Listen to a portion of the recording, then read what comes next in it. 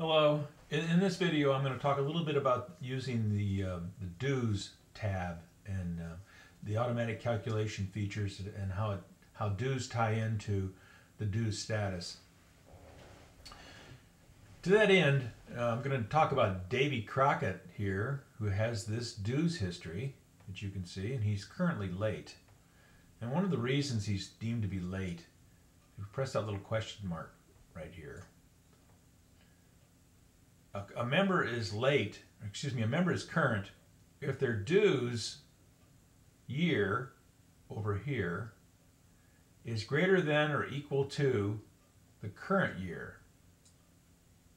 Well, here's the current dues year, January 1st, 2012 to January 1st, 2013 is the 2012 year. So his last payment was January 5th, 2011. So he automatically doesn't qualify right there, which would make him late. You can see it here too. He's paid through 2011. And he has to have a running total of his over-under balance. That's this figure right here, this minus 312. Greater than or equal to 0. So he has to be current, and his total amount has to be positive or 0.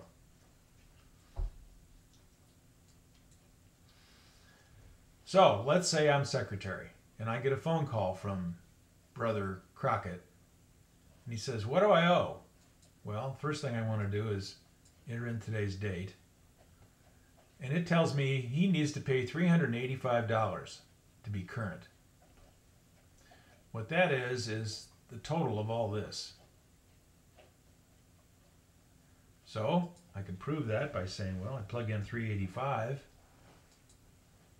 and he still looks deficient. Well, that's because the program calculates the difference between what he pays and the amount due and puts it in donation.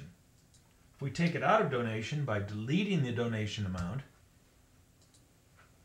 he goes to 0. Let's take another situation. Maybe we get a check. Oh, by the way, also notice that he went to current right here. Let's say we get a check from Brother Crockett for $300. Enter the date.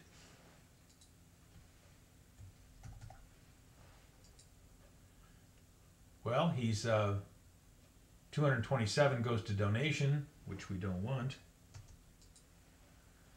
which shows he's still deficient by $85. But we could go back and change this amount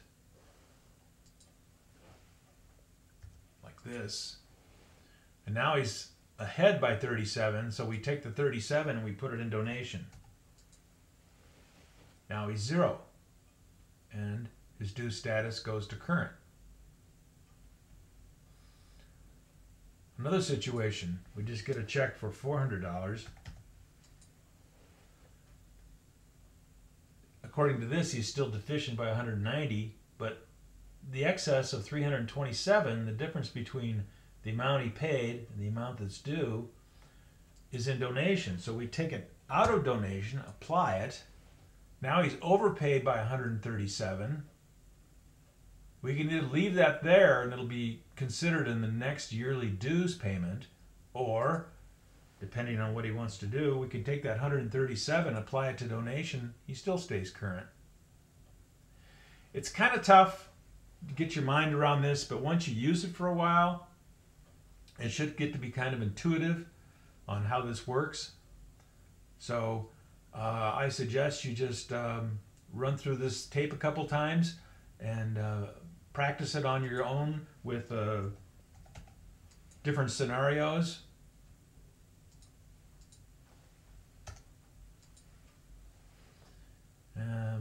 And just get a feel for how you don't have to really